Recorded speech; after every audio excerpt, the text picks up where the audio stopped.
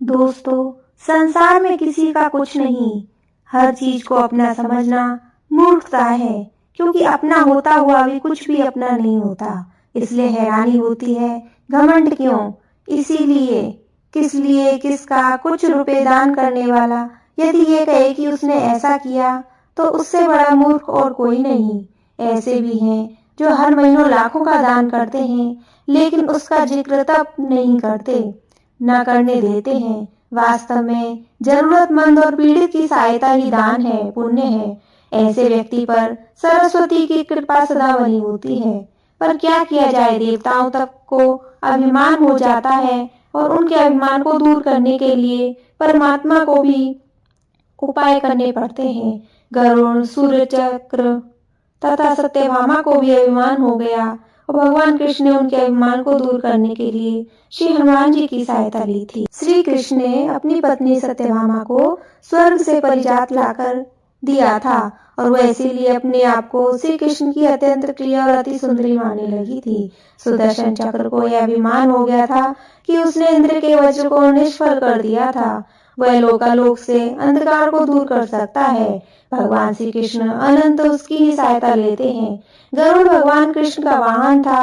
वह समझता था भगवान के बिना कहीं जा नहीं सकते, भगवान उसके बिना कहीं भी नहीं जा सकते, इसलिए मेरी गति का कोई मुकाबला नहीं कर सकता। भगवान अपने भक्तों का सदा कल्याण करते हैं, इसलिए उन्होंने हनुमान जी का स्मरण किया। तत्काल हनुमान जी द्वारिका आ गए। जान गए श्री कृष्ण ने क्यों बुलाया है। श्री कृष्ण और श्री राम दोनों एक ही हैं। वे ये भी जानते थे, इसलिए सीधे राज दरबार नहीं गए, कुछ कौतुक करने के लिए उद्यान में चले गए। वृक्षों पर लगे फल तोड़ने लगे, कुछ खाए कुछ फेंके, वृक्षों को उखाड़ फेंका, कुछ तो तोड़ डाला, बाग वीरान कर दिया। फल तोड़ना और फेंकना हनुमान जी का मकसद नहीं था, वह तो श्री कृष्ण के संकेत से कौतुक कर रहे थे। बात श्री कृष्ण तक पहुंची। किसी वानर ने पूरे बाग को उजाड़ दिया है, कुछ किया जाए। श्री कृष्ण ने गरुड़ को बुलाया, कहा जाओ सेना ले जाओ, उस वानर को पकड़ कर लाओ। गरुड़ ने कहा प्रभु, एक मामूली वानर को पकड़ने के लिए सेना की क्या जरूरत है, मैं अकेला ही उसे मजा चखा दूंगा। कृष्ण मन ही मन मुस्कुराए और जैसा तुम चाहो वैसा ही करो, जाकर वानर को पकड़ लाओ। हनुमान जी को ललकारा, बाग क्यों उजाड़ रहे हो, फल क्यों तोड़ रहे हो, चलो तुम्हें कृष्ण बुला रहे हैं। हनुमान जी ने कहा मैं किसी कृष्ण को नहीं जानता, मैं तो श्री राम का सेवक हूँ, जाओ कह दो मैं नहीं आऊंगा। गरुड़ क्रोधित होकर बोला, तुम नहीं चलोगे तो मैं तुम्हें पकड़ कर ले जाऊंगा। हनुमान जी ने कोई उत्तर नहीं दिया। गरुड़ की अनदेखी है, फल तोड़ने लगे।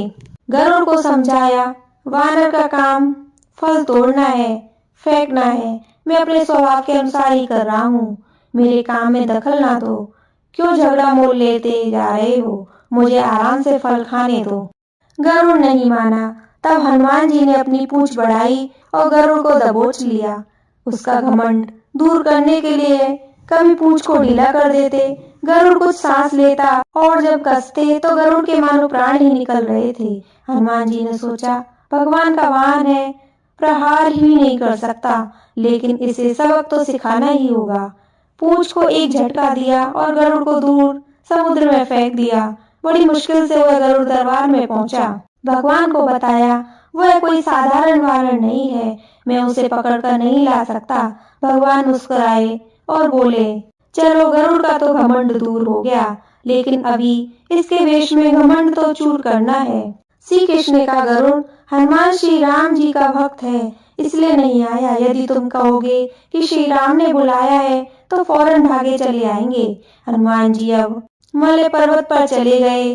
तुम तेजी से जाओ और उनसे कहना श्री राम ने तुम्हें बुलाया है, तुम तेज उड़ सकते हो, तुम्हारी गति बहुत तेज है, उसे साथ ही ले आना। गरुड़ वेग से उड़े, मलय पर्वत पर पहुंचे। हनुमान जी ने क्षमा मांगी, कहा श्री राम ने आपको याद किया है, अभी आओ मेरे साथ, मैं तुम्हें अपनी पीठ पर बिठाकर मिनटों में द्वारका ले जाऊंगा। तुम खुद चलोगे तो देर हो जाएगी, मेरी गति बहुत तेज है, तुम मुकाबला नहीं कर सकते। हनुमान जी मुस्कुराए, भगवान की लीला समझ गए, कहा तुम जाओ मैं तुम्हारे पीछे ही आ रहा हूँ। द्वारका में श्री कृष्ण राम रूप धारण कर सत्यभामा को सीता बनाकर सिंहासन पर बैठ गए।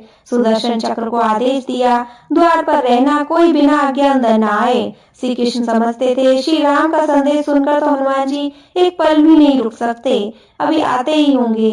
गरुड़ को तो हनुमान जी ने विदा कर दिया और स्वयं उससे भी तीव्र गति से उड़कर गरुड़ जी से पहले द्वारका पहुंच गए। द्वारका के द्वार पर सुदर्शन ने उन्हें रोककर कहा, बिना आज्ञा अंदर जाने की मनाही है। तब श्री राम बुला रहे हो तो हनुमान जी विलंब सहन नहीं कर सकते। सुदर्शन को पकड़ा और मुंह से दबा लिया। अंदर गए। सिंहासन पर श्री राम और सीता जी बैठे थे।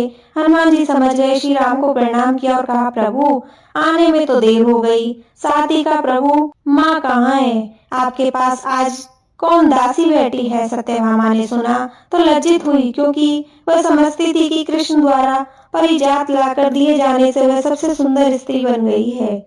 सत्यभामा का घमंड चूर हो गया। उसी समय गरुड़ तेज गति से उड़ने के साथ हाँफते हुए दरवाजे में पहुंचा। सांस फूल रही थी, थके हुए से लग रहे थे और हनुमान जी को दरबार में देखकर तो वह चकित ही हो गए। मेरी गति से भी तेज गति हनुमान जी दरबार में पहुंच गए। लज्जा से पानी पानी हो गए। गरुड़ के बल का और तेज गति से उड़ने का घमंड चूर हो गया। श्री राम ने पूछा, हनुमान तुम अंदर कैसे आ गए? किसी ने रोका नहीं? हनुमान जी ने कहा, रोका तो था भगवान जी। सुदर्शन ने, मैंने सोचा आपके दर्शनों में विलंब होगा इसलिए उनसे उलझा नहीं, उसे मैंने अपने मुंह में दबा लिया था। यह कहकर हनुमान जी ने मुंह से सुदर्शन चक्र को निकाला, प्रभु के चरणों में डाल दिया।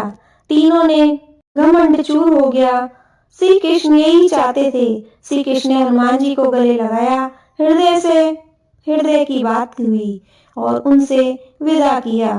परमात्मा अपने भक्तों में अपने निष्कष्ट में अभिमान रहने नहीं देते। श्री कृष्ण सत्यभामा गरुड़ और सुदर्शन चक्र का घमंड दूर न करते तो परमात्मा के निकट रह नहीं सकते थे, और परमात्मा के निकट रह ही वह सकता है जो मैं और मेरी से रहित हो। श्री राम से जुड़े व्यक्ति में कभी अभिमान हो ही नहीं सकता। ना श्री राम से अभिमान था, ना उनके भक्त हनुमान में। न श्री राम ने कहा कि मैंने क्या किया है, न हनुमान जी ने कहा कि मैंने क्या किया है, इसलिए दोनों ना अलग थे ना अलग रहे। बोलो बजरंग बली की जय।